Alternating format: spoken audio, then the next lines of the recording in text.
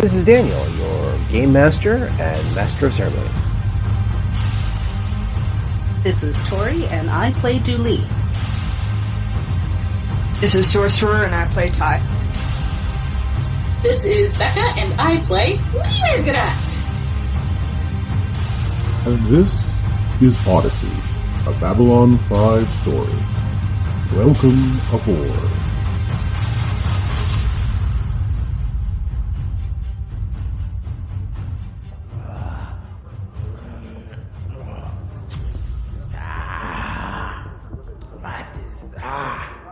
What is that taste in my mouth? Tastes like flour that the pak'ma'ra threw back. That's a stench. Oh, where am I? Oh, I hope this is the men's. Good you found me. I was, resting in here. The tiles were nice and chilly. What can I say? Let me sit up again. Oh, look. There's another drink. Good. Thank you for bringing me drink. Good.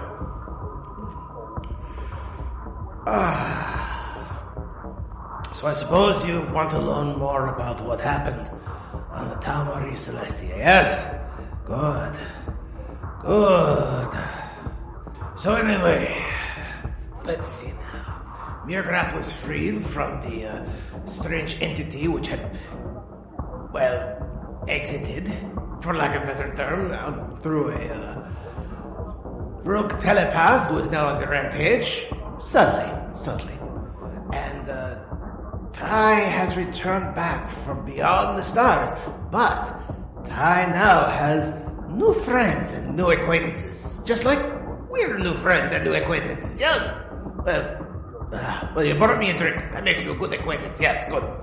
Now, when last we left, let's hold off on Dooley and mrrr'grr'rat for the moment. They have much to catch up on. But let us talk about Ty and her new friends. I check my pockets for an ID card or something. Okay. So yes, there's an identity card. The identity card says Noreen. Oh, I wrote it down. Noreen Spears. Dr. Noreen Spears. Ooh. Oh no. From now on. So, according to this, which you will find in your general paperwork in your identity card, yes, you are a passenger with a one-way ticket. No return after colonization. You are in steerage. It doesn't mention specifically, you'll find a cabin, but it doesn't specifically say, why you're in steerage. However, other than as a colonist, and part of your agreement for your ticket is you're currently acting as a medical professional in the steerage area. Oh, So I'm the broke kind of doctor, not the rich kind of doctor. Well, you couldn't tell what her actual account is yet, but you're currently off your ticket by assisting in the work. So take with that what you will. Oh, that's disappointing. I tell everyone else to also look for identification, because we're gonna need it. Okay. Your son does have an identification. His name is Frank. But he's actually your son. Actually, your son actually got transferred into your other body's son, which is helpful. It does list Convenient. two other. Convenient. It does list two other children on the docket for your identification. Wagner, on the other hand, Instant family. Yeah. Instant family. Wagner, the Mercury female, is fortunately I didn't get a name for her, but is playing Choi, and Choi is another person who apparently is working off the ticket by being a menial servant. In other words, doing janitorial duties mostly anything else. And Vladimir apparently is the entertainment. He has a contract. He will be one of the people featured in one of the fighting matches, which you know are going on because you've seen other people who have mentioned they are actually part of various boxing, wrestling, fighting matches that happen on the ship as part of the entertainment. His, however, are not the top seats. They are not in first class. They're not even, he is as close as you get as a bare knuckle boxer down here. Awesome. He's paying off his route, for the same reason. He's doing entertainment. As far as you can tell, he has a match in about 2 or 3 days, apparently. His right arm is also not feeling right. And Wagner has a little bit of medical knowledge, though they're unfamiliar with Drazi anatomy, but it believes that it might be either a torn ligament or a slight fracture of the bone. Well, I can't really just leave them all in down below to fend for themselves. So I guess I should probably call mrr'r'grr'rat and try to think of something that doesn't sound insane about who I am and why I'm calling. Okay. Oh, do a quick investigation check, please. Considering what's Just to get in the happened door. while you were gone, I don't think we'll think anything is crazy. Yeah. Oh no. Alright. Oh, 20! Not bad. Not bad at all. Alright. Pretty good. So, you look for, again, you kind of do the whole, okay, that's my debit card. Let's look for other things on your person, like the key to your cabin, which you do find. It has a number on it, so you know where to go and how to open the door. You find a couple of small medical devices, little scanners, whatever the Babylon 5 equivalent of a heal pack is. You know, basically it's a quick a slapper that you stick on like a nicotine patch that gives you just a little bit of adrenaline, a little bit of healing stimulation for, not like, it's a quick stop. You know, you have a bullet hole in you, you slap it on you. Yeah. Quick plot. Yep, I know where that is. Okay, cool.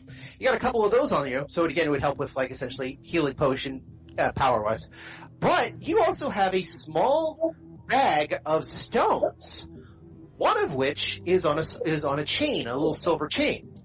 The one on the silver chain, however, this is where you're probably either going to panic or go, oh, this figures, is a small blue stone that radiates just a little bit. I get Wagner to hold the stone, the radiating stone. It's light, not like you know, it's setting off a Geiger counter or anything, but it's actually glowing on the inside. It's a little illuminescent. Wagner says, he looks at that and says, oh, well, this is interesting. And Wagner pulls out from his shirt, or her shirt at this point, also another very small blue stone on a silver chain, but is also luminescent. Okay. And Vladimir, again, it's like, notices the similarity. He goes like, oh, well, let me check, and yes, lo and behold, he finds one too, stuffed under his belt. Right. I ask everybody for the stones that they have. Okay. Your son also gives up one too. His is actually in a form of a ring. But, yeah. I collect them all and throw them in the nearest garbage can. Okay. Or flush them down a toilet, whatever's most convenient and nearest. Just chuck them somewhere? Yeah, you know, not somewhere where someone's gonna find them, but like somewhere where they'll get like shot out into space eventually. Okay. Alright, do a quick investigation there. 19! Okay. The dice are liking you today. So, yeah, you do find a couple of places of essentially the garbage basin. There are little slots that you can put garbage that eventually will make its way either to the reactor for purging, because they'll burn off some of this, or it will be added to a recycle center so that it can be reused for something else. Very little is actually like purged into space unless it's like very lethal, because you have to keep reusing everything that you're encapsulated with. It's very much a Babylon 5 sort of thing. But yeah. Okay, whatever. I just put him in there, I guess. Okay. Someone else's problem. So you're like, okay, away with this, but when you like, I will say this, so when you open the door, there's Ryder going, what are you doing? I like try to explain the concept of a tracking device to him. He kind of nods. He says, but that's how we got into these bodies in the first place. That's the link. Yeah, but we don't want to go back to where we were, do we? Kind of logs because I think I understand. Yes, of course. Of course. Very well. Though, might I suggest, we could put them someplace that they're not going to find it, but we can find it if we need to get back to our own bodies, or, something else like that. Find someplace to stash them, not just, throw them into the river. Well, I didn't know they go both, like, to other bodies. I thought they only went back to, the past body, but I guess, sure, we'll find a spot, we'll stash them somewhere. I'm not entirely sure myself either, but again, just, it seems this is our only connection to how we got here, and to them's back there, so I understand with the tracking, and by the way, you're also, I'm not trying to convince you one way or the other, this is just Wagner kind of throwing more stuff out, so whatever you want to do is what you want to do. Yeah, I'll just hold on to him for now. Throwing them away seems like a good idea, but maybe he's right, and they do go to other bodies, and not just back into this distant past. So yeah, we'll hold on to him for now, I guess. Okay. So, like I said, you do actually have a cabin down here, as does the other two, so, even Wagner says, well, maybe we could find some place to hide them in our quarters. We could do that, but someone could search them.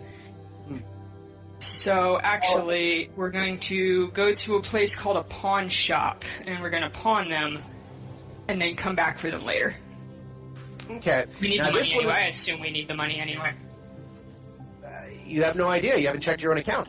Now, again, you're not so much in a city, you're in a luxury liner, so pawn shop may not be something entirely viable, but there may be a place that you could sell some personal stuff like gems and so forth to, which these are, for a little extra money to one of like the jewelers who are producing stuff. But in this particular case, I'm going to ask for one more investigation check to see if you can come up with some place that might take them.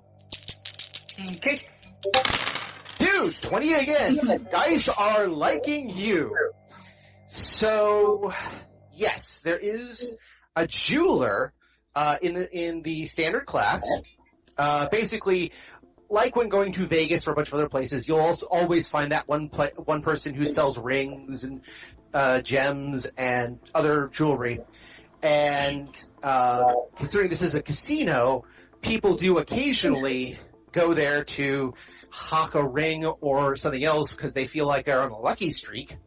Mm-hmm. So don't expect major, but this person is somebody you could probably sell them to. I'm not trying to get rich. I'm just trying to have someone hold on to them who nobody will think of going to, like, search the place and get them back. Okay. So you lead your band of adventurers, let's not lie, through the ship. Now, Wagner and Vladimir are in awe. I mean, for Vladimir, he's officially in fairy railed. I mean, he is, there are things with big ears and strange heads and lizard people walking among us and things in full armor and bug-like things and other strange creatures and whatever the hell the Narn are to someone like that. He literally thinks he has gone under the hill, up over the rainbow, Prester Jean's territory, somewhere that if he ever gets back, they're never going to believe him, but if he can write it down, he might actually get some recognition out of this. So yes. As for Wagner, he's taking it in with a little bit more of a analytical note. He's still amazed. I mean, this is steampunkery gone horribly weird. I mean, he comes from an era where things like Journey to the First Men in the Moon and the beginnings of the what is it called? The swords and sandals sci-fi started to be a thing, like with the John Carter and all that kind of stuff. Yep. So for him, it's like fascinating. He's like, this is strange, this is unusual, some of it makes sense, but it's, again, imagine your 1980s self when you were a child, understanding how the world works in the 1980s, bring them to today, and you'll just be like, whoa, wait, what? I tell my kids to, like, kind of corral them and herd them along so they don't get lost. He kind of nods. Okay, Mom, yes. Hi, yeah. Let's just keep me here. I'll show you around. It's okay. It's all right. It's all good. And he's actually not bad at it. I mean, he's excited. He's very excited not to be in that weird body. And even though he's a human now, the difference between human and Brikari on an external level isn't that much. So it's not like he jumped into a Minbari or a Narn or a game or something like that. It's familiar enough that he feels at least comfortable enough showing everybody around. And he answers a few questions. So yeah, he's very good with Vladimir. Vladimir and him just like get along real quick because Vladimir is a warrior type, straight to the point. Yeah, let's do this. Whereas and the kid is just like, okay, let's show you. Wagner, on the other hand, stays by you. And it's just, keeping pace with you. He's still a little out of his depth, but he's keeping pace. But you do find a jeweler who is this, nice enough Narn. She looks over the case. It's like, oh yes, you have things to sell, I take it. Things not going so well down below, Doctor? I just need a little extra, it's the end of the month. That's how things are. Gotta pay these bills. I don't really want to sell these, though. I was thinking more of a pawn kind of arrangement, because beginning of the month, obviously, I will have money again and I can come back for them. They're heirlooms, sort of, from back home. So you then bring out the stones, and she looks at us. Oh, those are fascinating. Those are very fascinating. I can understand why you don't want to part with them. Now here's your chance to really shine. Bargain roll, please. 20.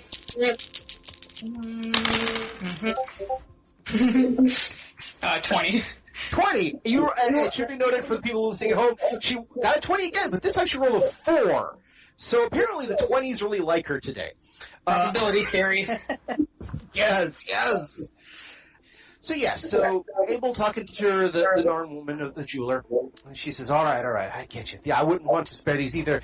She offers you 2,000 for them as a holding. She did say that if she doesn't, if you're willing to sell them, she would get you 10 times that amount. But if you wanted to pawn as a hold on, she would give you $2,000, but she expected $2,000 upon their return for release. Actually, she probably expected $3,000 for the return for the release, and she'll hold them for up to 30 days. I try to talk her down from the release fee to $2,000 as well. Okay, give me a diplomacy check. Even trade. It's such a built-in part of Ty's personality. There's no way she wouldn't try it. Yeah, of course. Okay, 16. She did mention she's got to make some sort of profit off this one way or the other. She is providing a service, but she talked it down to 2,500. So it's not an extra 1,000 to get it back. It's only 500. Yeah, that sounds fine. Okay.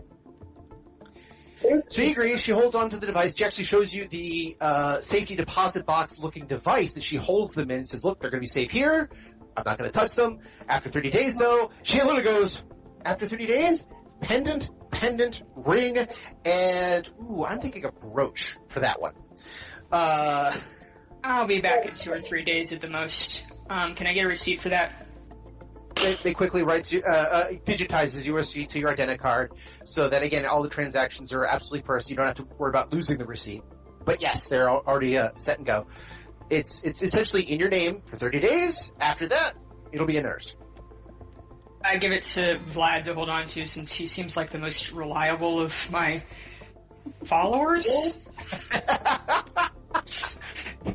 Don't you love how the loner of the group now has this now has followers and has to babysit people from the past and a teenager. So, to be fair, the teenager was factory issue. that's true. That's true, but she, he stays at home for a reason. Anyway. It's because it's just going to have a hard time when you tell Connor about this, right? And then you have to explain I'm sure Connor would totally roll with it. It's hilarious. You would assume that she would tell Connor anything at all about herself. That's true. Yeah. So not really like. Her theoretical friends have no idea she has a kid or didn't until recently, so. So yes, all of this is going to come out as something of a shock, even when, this is all going to be really weird. Oh yes. So, you go, again, while this is all happening, give me one more notice check, just for fun. Okay. I feel like I should have taken a subclass or something that would make this more than 1 point, but I just didn't. It's okay. Okay, 5, no worries. Again, this isn't anything bad, this was just something I wanted to double check for story. Okay. Let's pause on Ty doing her deal and getting a form of credits, and before she tries to contact everybody else, let's head back to Dooley and mrr'grr'rat. And in the security booth... Yes. Now, nothing to use, just a little clarification, which we got taken care of. And so, yes, when last we left Dooley and mrr'grr'rat, you guys were still in the, if memory serves, you were still in the security station. The Psy-Cops that you discovered are also still there, as is, I think George was still there, but he got thrown into a cell, if memory serves. No, George? Right, yes. Okay. Sorry, what did you say, Becca? I am also in a cell. That's true. You haven't left your cell yet, though it is open.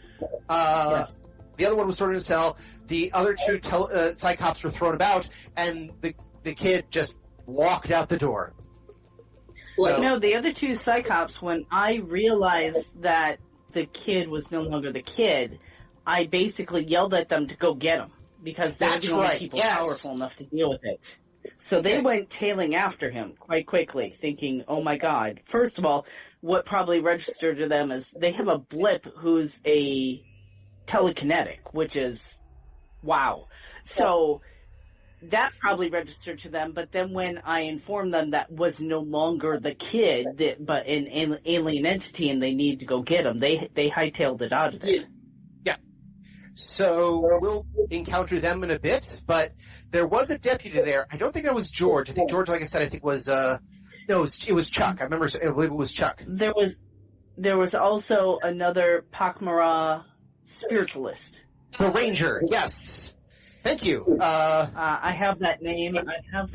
I took notes. It was Kutbusek? Kutbusek? Yeah. Yes, it's another one of those, again, I'll probably edit this little information out, but it is another one of the comic book references that I've added to the show. Kurt Busiek wrote the Marvel's graphic novel, wrote a lot of Avengers, and has a series called Astro City, which I cannot recommend enough. So, okay. Yeah, so Kurt Busiek is the one who got thrown into the cell. That's right. So you didn't have any deputies because everyone was out trying to figure how to deal with the fact that people were starting to ask questions about where they were because you were in the new strange space with the three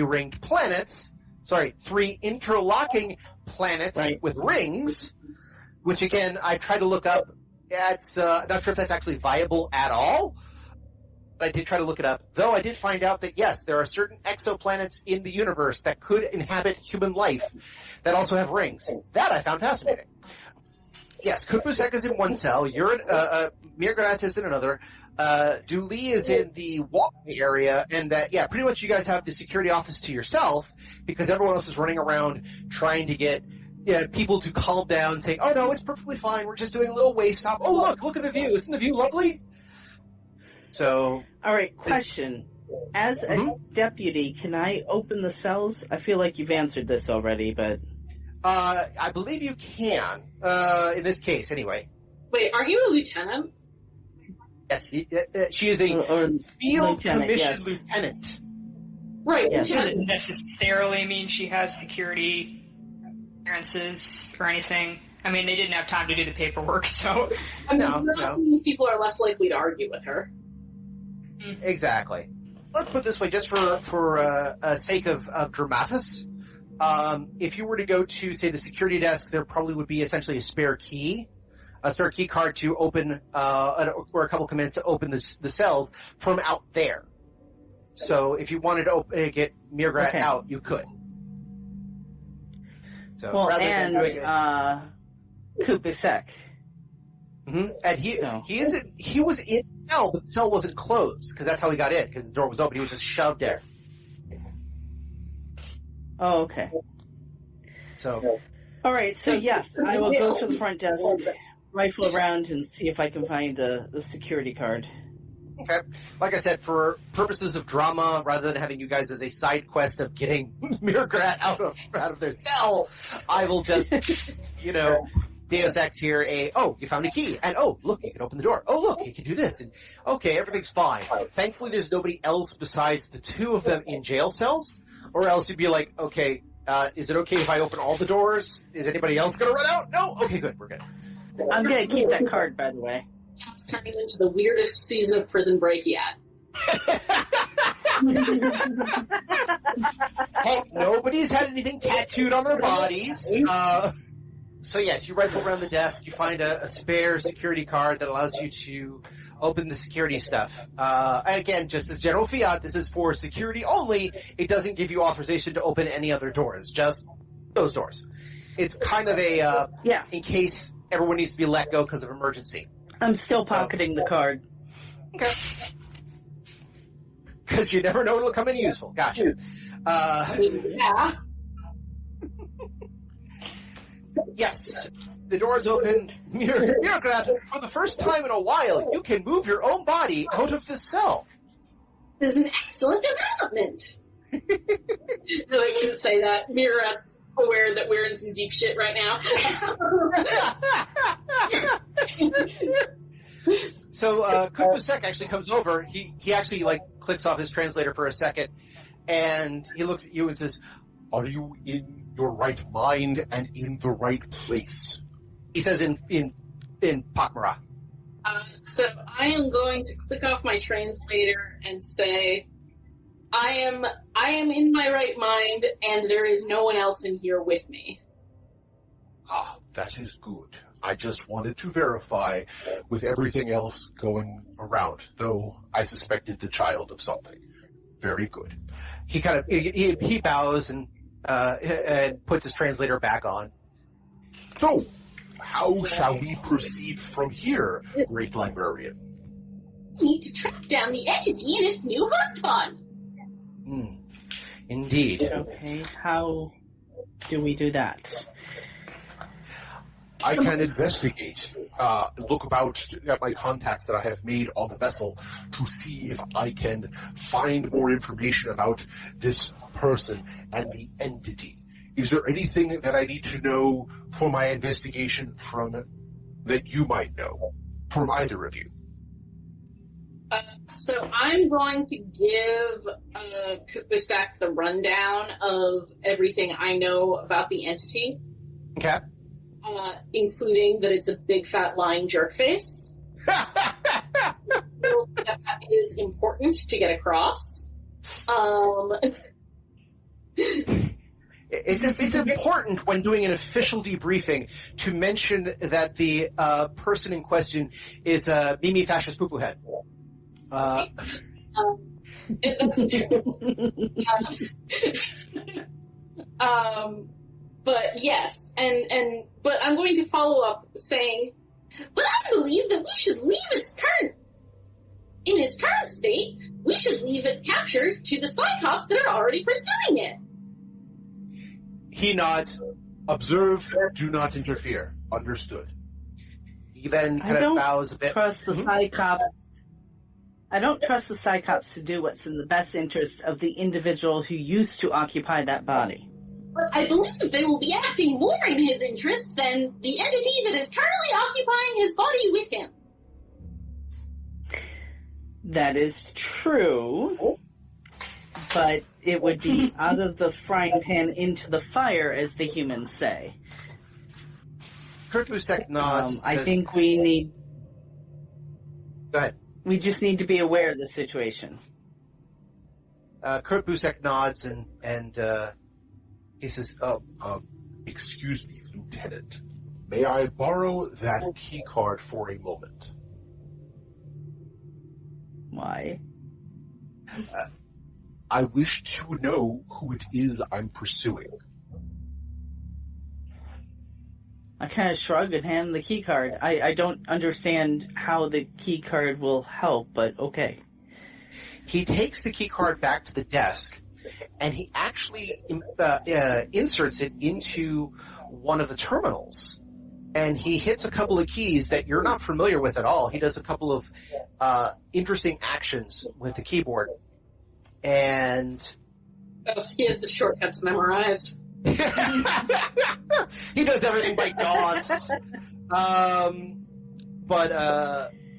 Yeah, he does a couple of the command structures that are not normally present, and he kind of taps out a few things, uses the key card, pulls up a recognition software for the face, and in pretty quick form makes a couple of choices on a variable list, because they have like the variable eye shape, variable eye color, things like this, and types out a couple of commands, and after about 5 minutes has a general image of what the kid kind of looked like. He then proceeds to put that through a copy of the manifest and comes up with a name. Connor Palmati. Mr. Palmati was, again, another colonist who signed a one-way ticket, who was living down below, and literally using the cheapest fare possible. It's noted that his original payment was under Connor Gray. He looked like he used some sort of alias to buy the ticket and the different name when he actually entered, but both faces match. I'm just saying, not changing your first name at all is a pretty shitty alias. During 90s airport security. Imagine trying to do that these days. Yeah, I know, right? Oh my god. Let's just say B5 would be a very different story post 9/11. Let's just say that. If it happened like 7 years later, yeah. Yeah. But yeah, apparently he registered under a different identity card. And again, Connor is a common enough name that changing the last name for the first is easy enough. But, yeah. I'm just saying, like, it is a weird coincidence if someone, like, with your same first name, but a different last name, buys you a ticket somewhere. Like, it would be more believable if it were someone with the exact same name, but just, like, the second, and you were the third or whatever. Yeah. Well, somebody said Connor isn't good at crime. Yeah, no, I'm just saying. I should note that I actually did go to high school with somebody who did share the same name as I did. His last name was different, though. I mean, again, we had shared the same first name. So for a while, he became Tall Dan. And because I had slightly curly hair and I loved wearing a black fedora, apparently they started calling me behind my back Rabbi Dan. So yes, but you're looking at Connor, who has apparently made the thing. He gets an idea of the where he might be based on the fact that he got a steerage ticket, a low cost steerage ticket. He doesn't even get access to a coffin. He has essentially what we consider the common room package, which is basically you find a large storage room designated, you pile in, you pray your stuff doesn't get stolen. That's it. He has like as low as his low. But Kupusek also then does the same thing for Joey, which I then have to pull out a name. Damn it. Joey Rolston. Question. technical question. We all have those communicators. Can Correct. people be tracked by them? In only high level personnel are supposed to be able to be tracked by their communicators, so they know where they are. Okay, could Garibaldi track them? Could Garibaldi he did track all the them? time, actually. He did by some, but that's again, he was tracking personnel. He wasn't tracking individual people. He actually did have to do legwork and footwork to find people a lot of times. Lame. Okay. Well, one, you want to keep so the we science can't to the use the science. communicators. Again, you want to keep the police drama within the police drama. At the same time, you don't want to make it too easy for Garibaldi because what's the point? What do you mean? It just gives them more chances to do police brutality on literally everyone. It was the 90s. It was different. The problem wasn't. Yes, he did the police brutality on just about everyone. But it was the 90s, and I think I heard you said, it wasn't, but that's okay. And then I couldn't remember what Becca said. But either way, that's fine. Oh, I said, yeah, but it wasn't actually. Yeah. Oh, okay, you said that. Right, okay, cool. So yeah, he does look around at the examination of Joey. And again, Joey comes as Joey Vaughn. Joey Vaughn is a antiques dealer, and apparently has a couple of records that don't classify him as a threat, mostly low-level offenses, and has spent some time in prisons, but seems to be, free and clear. In Babylon 5 times, it's kind of like going to prison in Europe. Once you serve your time, you've done your price, you can come back to society again, so long as you don't do anything stupid. So yeah. I like to imagine Joey just looks like Joey from Friends. It's literally him. Okay, I just wanted you to know that. No, with it. Okay, imagine Joey from Friends who had a severe steroid addiction. Yeah, but like bigger. Yeah. I'm list of the shoes. Imagining him as having the last name Bag of Donuts. What is that from? So, Mike Birbiglia, some of his early stand-up, he mentions, working at a place, that his older brother had worked at. His older brother was Joe, and so they thought he was the younger brother of this guy that they called Joey Bag of Donuts, or Joe Bag. And, it turns out it was not his brother. And when he asked his brother about it, he's like, no, I'm not Joe Bags. But Joe Bags was awesome. But for whatever reason, I've been imagining our Joey as Joey Bag of Donuts, a.k.a. Joe Bags. Fair enough. Hey, however you guys want to do it is how you want to do it. And for the audience as well, however you picture our characters, I fully recommend that you go and visit Temporal Playground Productions /Odyssey, find our forum page, and submit any and all fan art of our characters that you might happen to have. We'd really appreciate it. I have now thrown down a gauntlet that I may regret later. Only drawings of Joey. No other character. I mean, if y'all want to Photoshop a bunch of pictures of air fresheners onto a pak'ma'ra, I'm down with that, actually. I do some comic book art. I haven't, and again, I could probably show you guys some stuff I do. But I was tempted a couple of times to just make a picture of the three of you in an action pose, as if it's like the cover of a book. No. It's gotta be the three of us. Baker trying to do that. Pose. Sorry, it's got to be what kind of pose? It's gotta be the three of us in the Charlie's Angels pose. Oh my goodness. That's wrong. That's so wrong. Is it, or is it right? It's pretty right to me. So right. I'm sorry, now I'm imagining mrr'grr'rat in a Farrah Fawcett pose. With a Farrah Fawcett wig. Yes, exactly.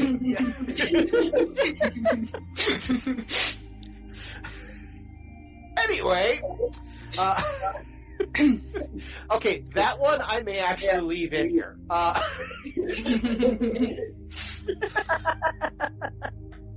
and then prepare myself as the fan artist to start coming out with pak'ma'ra with Farrah Fawcett wigs and air fresheners. I would love that. Just on a personal level.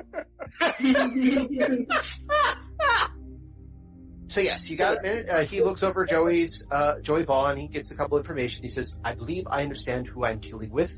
I will observe and make notes and let the Psychops deal with this in their own way. He then bows. If you have need of me, he doesn't give you like a communication chip. He actually gives you something closer to, well, it kind of looks like kind of a brooch. Like one of those ivory brooches with the black silhouette. Oh, cameo. Thank you, a cameo. Yes, thank you. Where the face is shown and everything else is black, that's the cameo? Yeah. Yeah, okay, cool. There's a little cameo of what appears to be some sort of human Mimbari person. You think it's a cameo of the Len, believe it or not.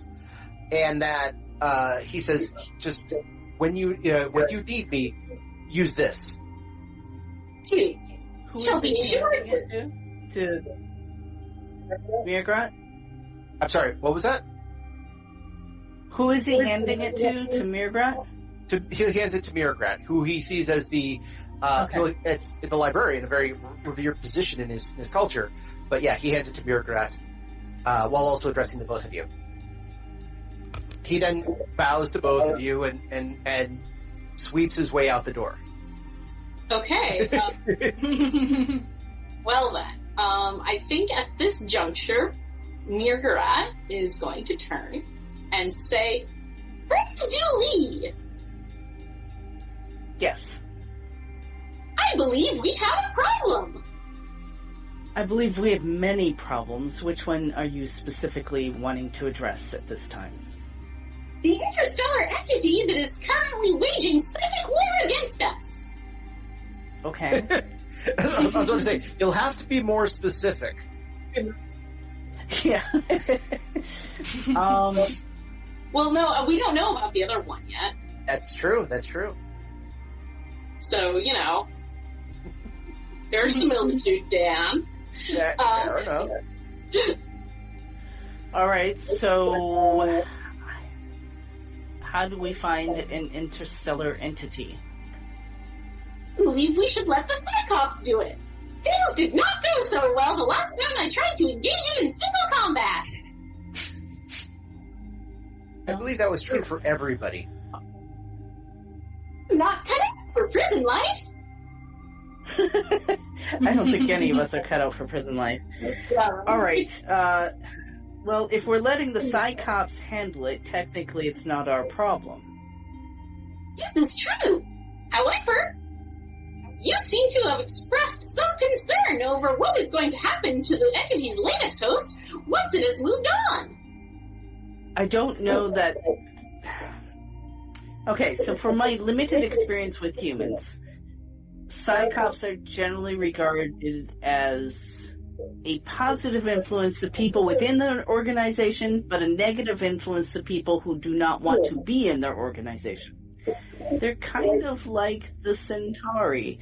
So I don't know that they will actually encourage the entity to move on. They might want to study it. Seems like which means the original owner... What was that? Seems like a terrible idea. Yes, and it also... I made certain assurances to the original owner of the body that I feel obligated to keep. What assurances were these? And, out of character, I don't quite remember, but I do remember something about no harm coming to him if I could have all help it in not turning him over to the Cyclops. So in character, well, they boil down to him not being harmed. And obviously he is being harmed at the moment, so I have a personal responsibility there to a degree. It is important that you are not forsworn. Perhaps we we shall be able to come up with an alternative so that this Connor may be saved from the clutches of the Psy-Corps once he has regained full control of his body. And to allow him the opportunity to gain control of his body. That is out of my hands at the moment. Yes, but here is the question. We can't keep having an alien body hop through the spaceship. How do we contain the alien? Do you have any knowledge of that? I do not. But perhaps we would be able to find some.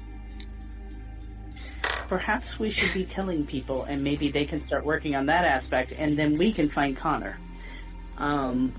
Should we be talking to your superiors? Yes. We should discuss this with the current pak'ma'ra diplomatic attaché. If nothing else, we shall use their communications channels to access the library. Okay. So, we head towards the pak'ma'ra section. Okay. Well, you're not at the back of the pak'ma'ra section. You're talking to the ambassador and the attaché. You're going to first class. Yeah, that's true. First class. So, okay. Alright, so you head to the attaché's, the ambassador's quarters again. And the actual ambassador is not there. The attaché is, the assistant. They inform you that the ambassador has gone to the observation deck to view the new planet that they're saying is part of the stop-off that the Odyssey is making on its path to the new worlds. Showing off the sights, as it were. But he says, is there something we can help you with? We need access to your secure communications channel, and we shall also need some diplomatic favors. Oh, what sorts of diplomatic favors? We need emergency pak'ma'ra citizenship. There is just like this pause as the I kind of look at... Mm-hmm. Go ahead. Yeah, no, I have the same pause. Like, what? It's very important that Connor is not part of the Psy-Corps, correct? Yes. Okay. He has expressed his wishes in this Connor. It is my understanding that all humans who are psychic must be part of the Psy-Corps. This is correct? This is correct. However... Or humans that are under... Sorry, humans that are under the jurisdiction of Earth. Well, Earth, yeah. So if you're clever. Well done. Thank you. In pak'ma'ra society, we do not distinguish between telepaths and non-telepaths. Pak'ma'ra are all the same, but all different. Which would be a boon for this situation, and if you, did apply, and made him a official pak'ma'ra, or at least a protectorate of the pak'ma'ra government, then technically, yes, Psy-Corps couldn't touch him, as he would be of another species, and not and he'd essentially have to give up Earth citizenship, but yes, he could ostensibly live on the pak'ma'ra worlds. I think they're habitable enough to humans for them to exist. Nope. One world, it is way not habitable, but they have a whole bunch, their orbiting space station that allows them to interface with other species, and also there's just pak'ma'ra everywhere, so I'm assuming, regular pak'ma'ra are allowed to leave their home planet, so I assume that this pak'ma'ra would also be allowed to leave his home planet. Fair enough. Though, at least according to the Babylon 5 game map, the pak'ma'ra actually have a few other planets under their jurisdiction. None of them are habitable, though. They have the entire Malat system, but Malat Prime is the only one that is habitable. Right, gotcha. And it's habitable asterisk only by pak'ma'ra. So in other words, you'll be pulling a, please keep him in our embassy, and otherwise he is one of us, not subject to human rule. Yeah, I mean, ideally he won't even have to stay in the embassy. Like, he'll just be able to say, hey, I'm a pak'ma'ra now, but, you know. Or else be used as a... Him an ID issued. Yeah, fair enough. The attaché kind of understands. I think I understand what you were saying. If we can give him citizenship, which in theory should provide some defense against the human inclusion, and we have several embassies or other places that he could be considered welcome, such as on Mimbar or on Narn or a number of other planets that is not within human space. So, I believe having a non-pak'ma'ra telepath who is of the pak'ma'ra will be a boon when interfacing with other species. I see what you're getting at. I will draw up papers and have the correct rituals performed to make sure this happens. I will still need the verification of the ambassador, but that shouldn't be a problem. Excellent. There is a tangential issue to this one, however. And that is? The individual that we are giving emergency citizenship to is currently sharing his body with an interstellar psychic entity. There is another dramatic pause. Looks off. Julie kind of looks off to the side like, oh no, now we have to explain all this. And now it drops.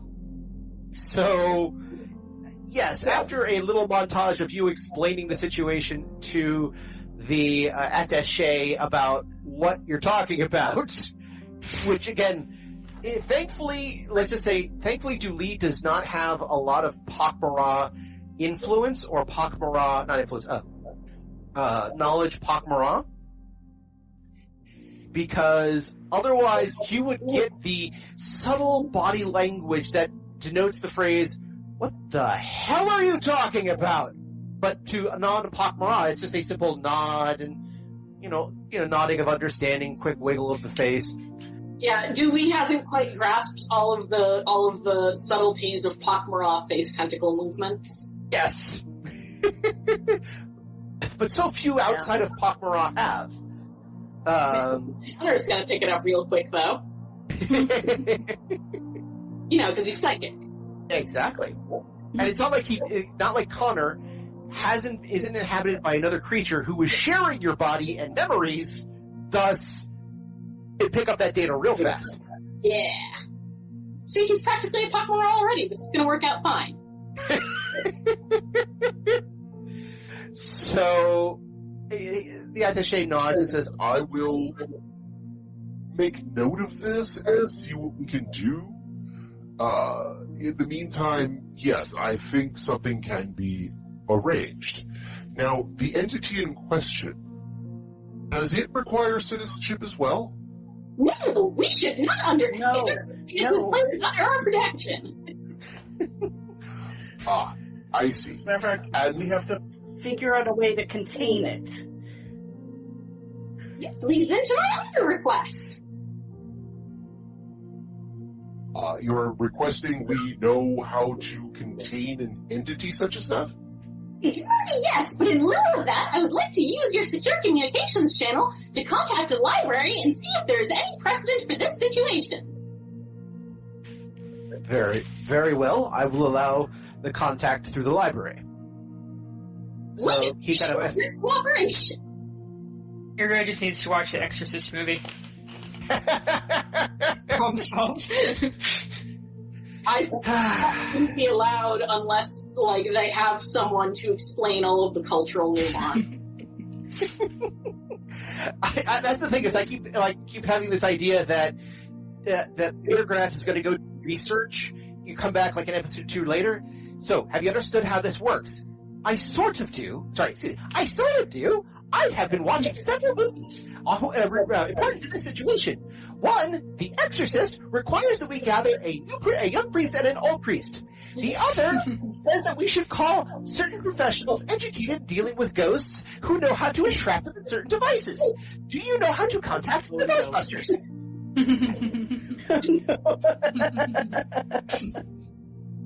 See, this was why mrrr'grr'rat was on board with letting the entity, like, chill in their brain and, like, trying to explain things the best they could, because the entity was already, like, rubbing up on our reality, and so mrrr'grr'rat really wanted to, like, be able to be a guide for it and try to prevent, like, the Lilu accidentally sees war footage moment. This context is important.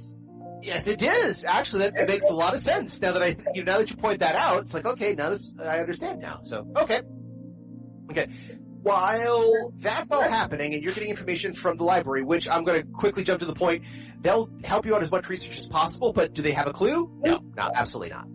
However, while you guys are doing that, I'm going to jump back to Ty. Because I think we've been doing this for about an hour and Ty needs to be brought up to the situation. So, Ty, you got some money, which again, you may have had some before or not, but you've got a safety place for the stones. Your entourage is again following you simply because you know, well, okay, one's your son, he's gonna follow you anyway. Excuse me. And the other two are fish out of water, so you're the only person who knows what's it like here. I'm gonna tell my kid to take his new buddies to go get something to eat so I can make a phone call. Or a vid call, not explaining what that means to the people from the past, because Ty doesn't have time for that. Fair enough. The kid is basically like going to make a vid call. Even your son is like, going to send for a messenger. And they're like, oh, of course. They'll take to food, which you realize when you get back is going to be entertaining as heck. So you find a terminal to make a call. Who are you calling? I'm gonna call mrrr'grr'rat. Okay. This is probably good timing. This would be a good time indeed. Let us hear what the call she has to make is. I think this is getting the band back together, yes? But that is for another time. Join us next time in different surroundings. And we'll talk more about what happened at the Odyssey. Oh, I need to... What are you doing in here? Oh, great maker. Get out! Get out! I'm going.